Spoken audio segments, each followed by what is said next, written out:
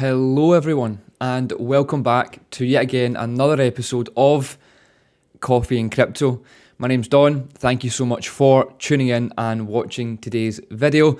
I have some exceptionally exciting news for you all to cover today. Of course, from Ripple and XRP, and then also some news regarding Ledger. So you would have seen these are two hot topics that have been trending the past 24 hours on Twitter and across the crypto space. So I'm going to dive in, chat a little bit about them, and give you my opinion, my thoughts, and briefly kind of update you with what's going on in the crypto space. So first things first, let's look at the prices. So top 10 prices as ever.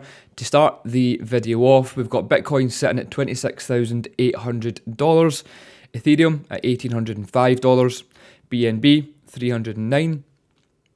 We then have XRP up to 40, almost 45 cents, and then Cardano 36 cents, Dogecoin at 0.07 cents, Solana $20, and then Polygon at 85 cents.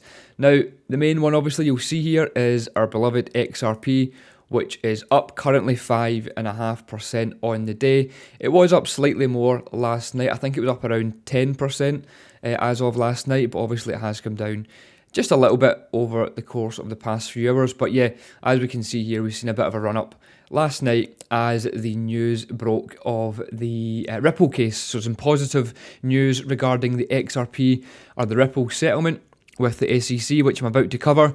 And of course, the price spiked as expected. So that's nothing new. That tends to happen, especially with Ripple XRP, when we see some news come out regarding the lawsuit. So let's move on to the news regarding that then. So you would have seen this, I retweeted it last night, but James Filan, who's part of the kind of lawyer team that are following the case, and he's actually had a part in helping out with the case as well, but he tweeted last night that the Judge Torres, so again the main kind of judge in charge, denies the SEC's motion to seal the Hinman documents. Now, what are the Hinman documents? The Hinman documents are essentially emails that were sent back and forward within the SEC. So Hinman, who worked at the SEC at the time, there's emails going back and forward regarding security assets, XRP, Ethereum, all these assets that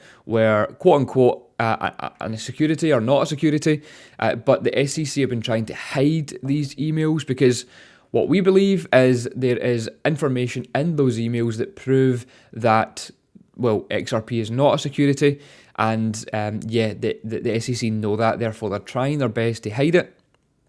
This has been going back and forward for months now.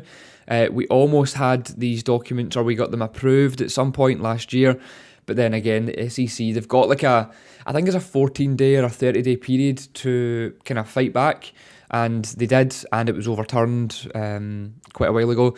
But yeah, the main thing is we now have the denial, or the judges denying the SEC to seal these documents. So that means that they will be out for public viewing very, very soon. And the XRP community is, of course, very excited about this. You've even got a man like Brad Garlinghouse. He has quote tweeted James here and says, "Another win for transparency. Unredacted Hinman emails to be publicly available soon. Stay tuned as the lawyers work through the mechanics to make this happen." So yeah, this is huge. The SEC will be shaking in their boots, I would imagine. So the reason this is so exciting, right, is because I believe, and a lot of people believe behind the scenes, especially I think Brad believes this as well, that those emails do confirm what we want them to confirm in regards to essentially saying XRP is not a security. So this is why people are thinking the settlement will come in now. Reason being is the SEC won't want to embarrass themselves by letting these emails go public, because legally they need to be made public, as we've just kind of mentioned there.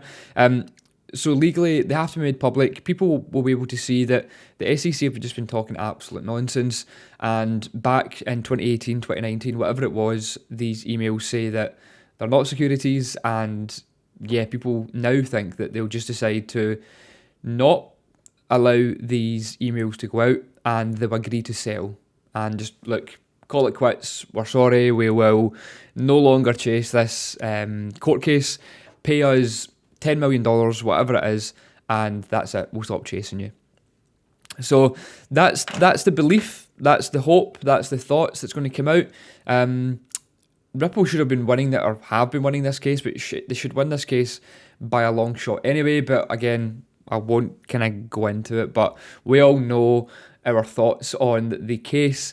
But this is just further kind of pushing forward that we could be in for a settlement very, very soon, which would be lovely, because I know a lot of you people watching this will be XRP investors and XRP fans, much like we are. So yeah, it would be nice to see a bit of a clarity around XRP. So I'll read over the actual news article that I'd seen here as well, just to kind of back up my points, but and give a little bit extra. So, court victory for Ripple as judge denies SEC motion to seal the Hinman docs. Now, let's just see, I'll miss that first part because I've literally just covered that. But in June 2018 speech, the former Securities and Exchange Commission Corporation Finance Division stated that Ether, the native token of Ethereum blockchain, is not a security. The SEC filed the motion on December 22nd to seal the internal emails, text messages and expert reports that followed the Hinman speech. Now, arguing that on its mission outweighed its public's rights to access documents that have no relevance to the court's summary judgment decision, among other arguments. However, Judge Torres for the US District Court ruled that the documents are judicial documents and subject to a strong presumption of public access.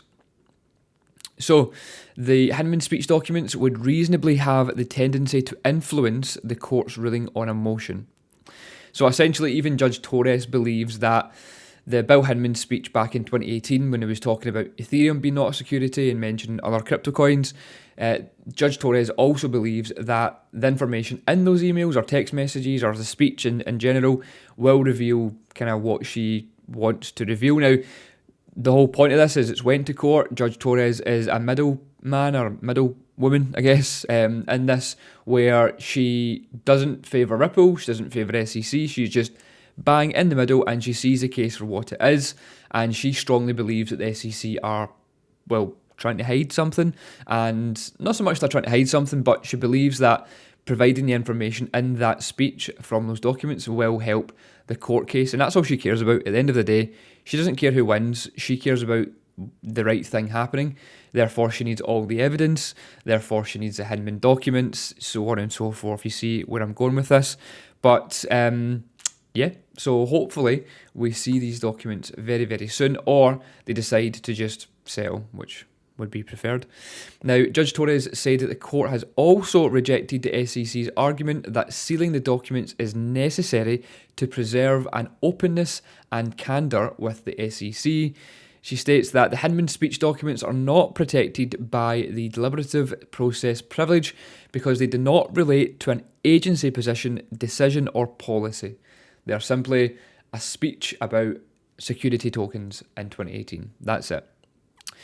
While the court has ruled the Hinman speech documents will be made public, it has granted the other two requests from the SEC that asked for the redaction of names and identifying information of SEC experts and XRP investor declarants, as well as a personal and financial information of the defendants. So that's quite funny. So essentially what that means is, to me anyway, is they know they're wrong, but they're saying, look, we'll give you the emails, but please don't tell people the names of the SEC, like people that potentially invest in these coins, because that was another thing that came up.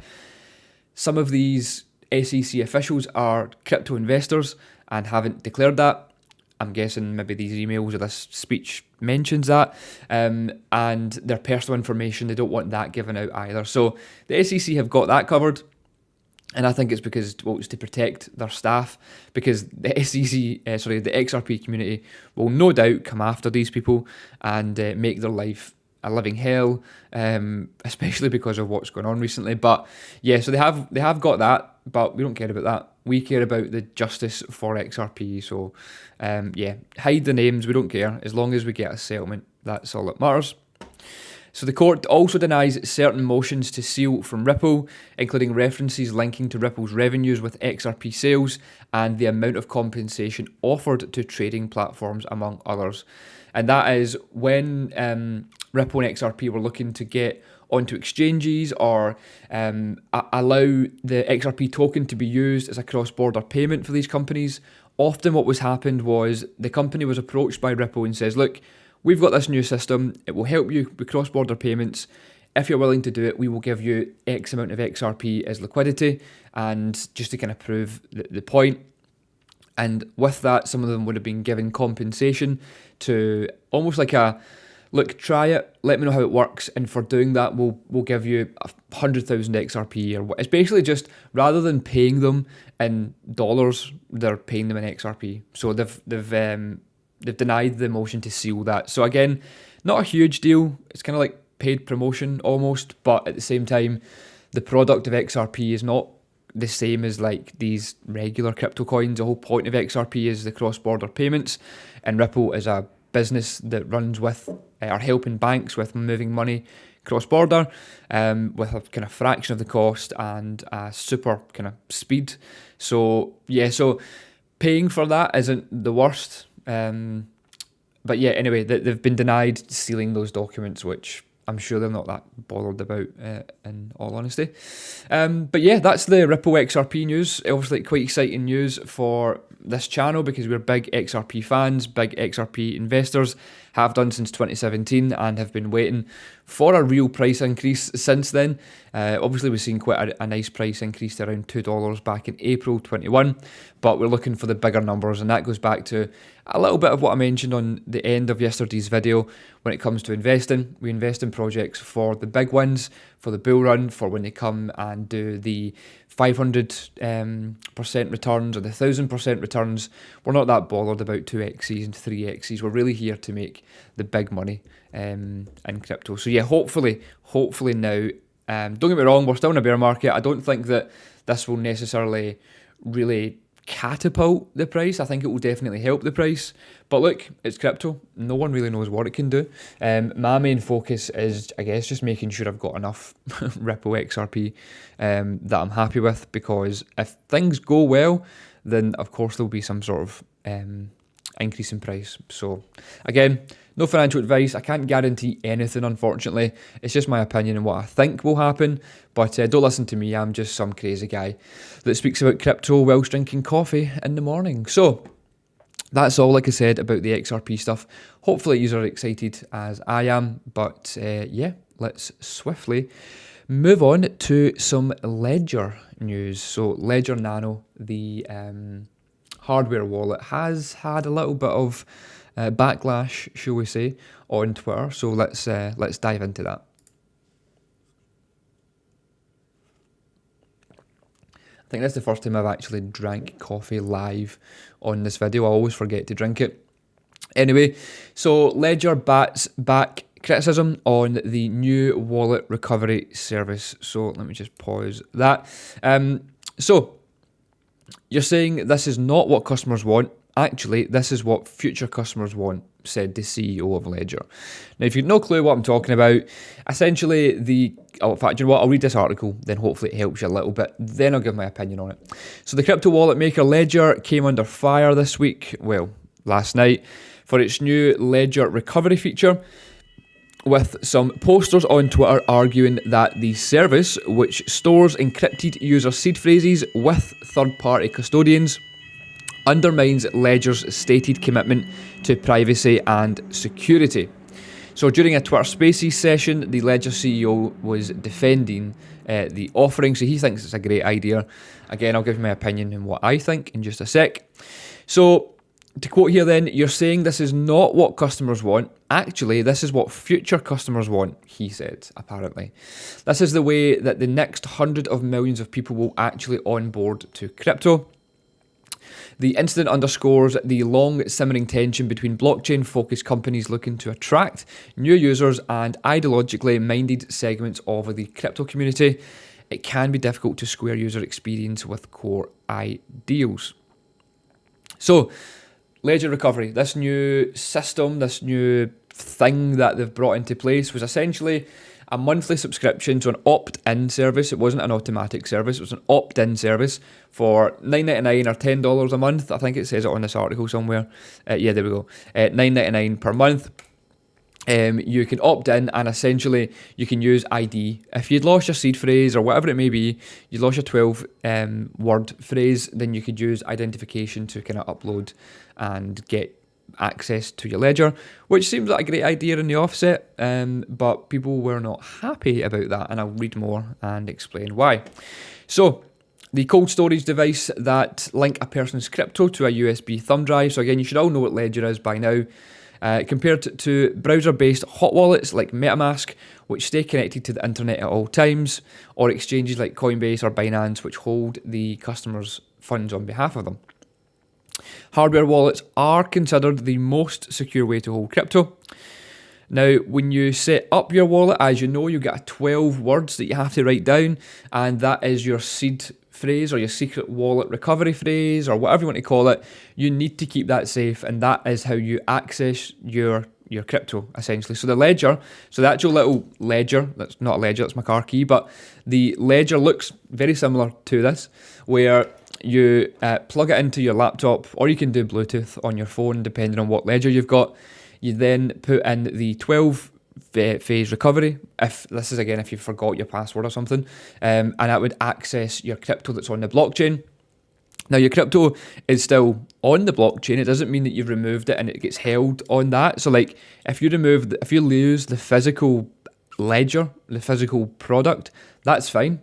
I've lost them in the past actually, but as long as you keep the document that has the seed phrase on it, you're fine. You can buy a new hardware item at your new ledger, and you can then update and recover your phrase with the 12 words that you've got.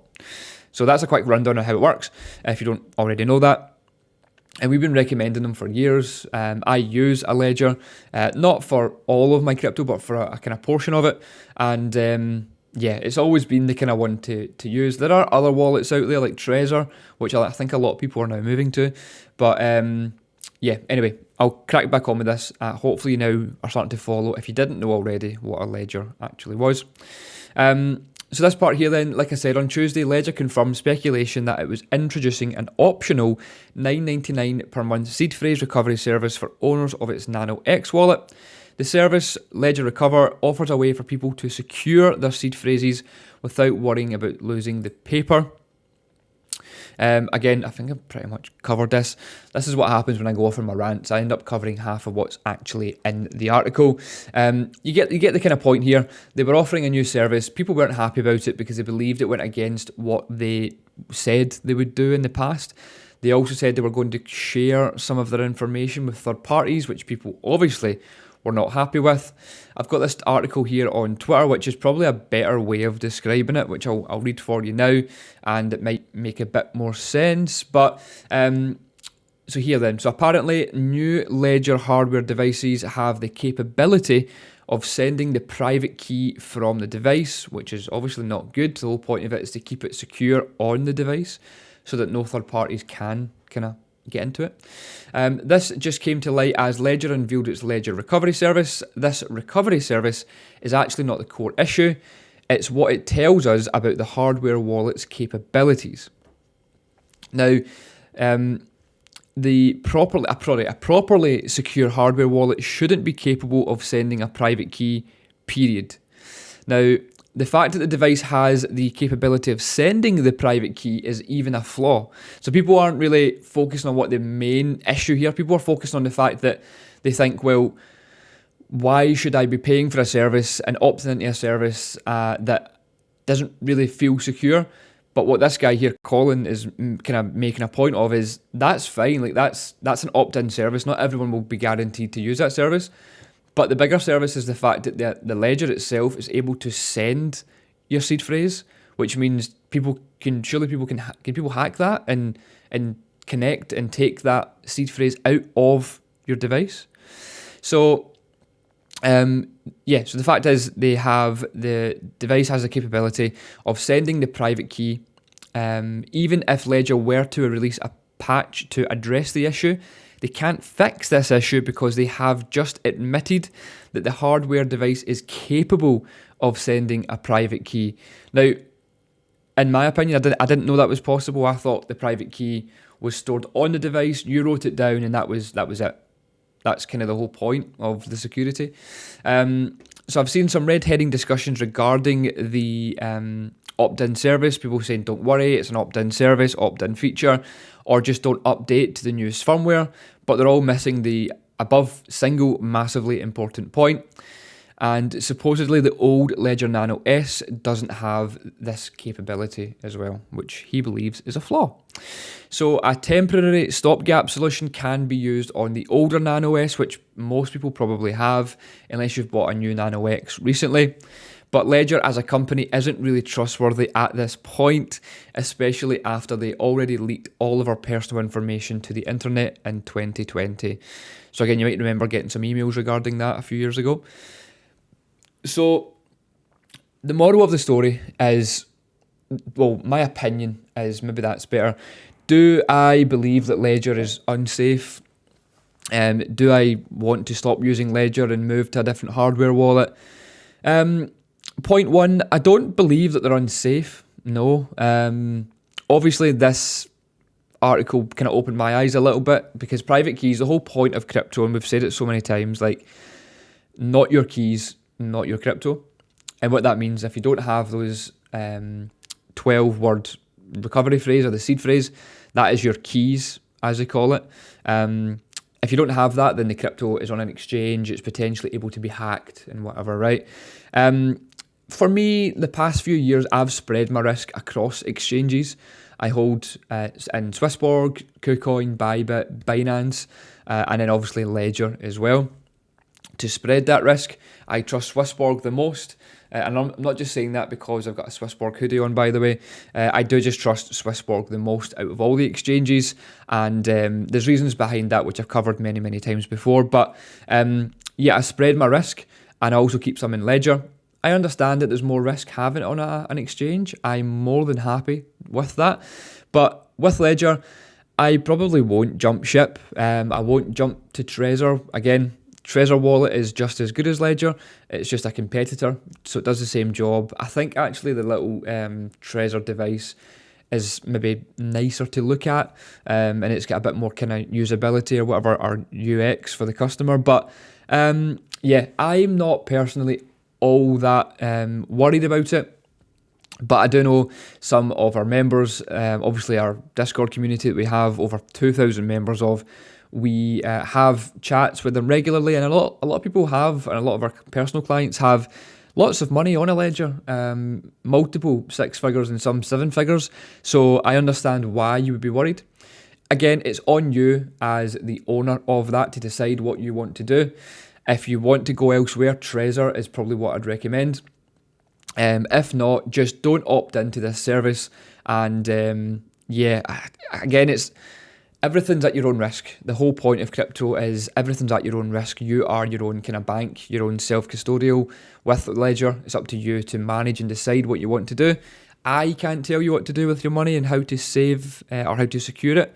All I can do is provide you with my opinion and what I think and what I'm doing, and it's up to you to decide what you then do. But yeah, Ledger, like I said, has been getting a bit of heat, and this is a kind of update. Apparently the new Ledger Nano X can send your private keys. Not that it's planning to do so, but the fact that it's got the capability of doing so isn't that great. People are losing trust with Ledger, but yeah, hopefully that helps. That's my opinion on it. We will move on to a couple tweets before I finish up. They're not really news tweets, they're just a bit kind of fun. You might have seen this tweet, and what I've been covering the past few weeks is regarding Coinbase and the SEC. This is quite a funny tweet, which I won't read the whole thing, right? You can pause the video and read it yourself, but it's essentially mocking, well, it seems like you're mocking the SEC, and it seems like a bit of a joke, but this is essentially what's been happening with Coinbase and the SEC whilst they're trying to get clarity. So yeah, pause the video here, read this line by line, and yeah, it's pretty funny. It's very interesting. It's embarrassing for the SEC, but again, they don't care. They're still getting paid. So, and then the last part I wanted to cover was just on the SVB, so the Silicon Valley Bank that collapsed. So the SVB's former CEO blames the bank's collapse on the Fed rate hikes and social media. So he says former SVB chief blames the Fed for obviously the rate hikes, like I've just said, media hype for the bank's devastating collapse. Now, the reason I'm bringing this to you is because you might have seen Gary Gensler 2 weeks ago say that crypto was the reason that these banks failed, and he, again, total Gary Gensler style, did not mention anything to do with the Fed rate hike or mention the hype that it gathered on social media. He said that it was crypto that caused the banks to fail, which no one believed, but Gary Gensler just so twisted in his ways that the stuff that he says, he just seems to believe it. So yeah, anyway, the actual CEO has come out and says this is why we failed, this is why the collapse happened so quick, and it was to do with the Fed rate hikes and the hype on social media. So once again, Gary Gensler is a liar. So, yeah, that's all I've got for today's video. Thank you so much for tuning in. If you haven't already, please drop a like on today's video. And of course, subscribe to the channel. We're working towards that 5,000 subscriber mark. And of course, 10,000 and beyond. But we're getting there. We're almost closing in on 3,000. So please subscribe if you haven't already. Doesn't cost you anything, but it helps us out massively. And share this video with a friend. If someone's not into crypto and they need to know about crypto, or someone doesn't like XRP so much, send it to them. Let them know that we're getting towards a settlement and things are looking up for crypto. But yeah, thanks very much for tuning in. My name's Don. Please enjoy the rest of your day and the rest of your coffee. And I'll see you tomorrow for another episode of Coffee and Crypto in the mornings with me, the daily news brought to you every single weekday. But yeah, take care.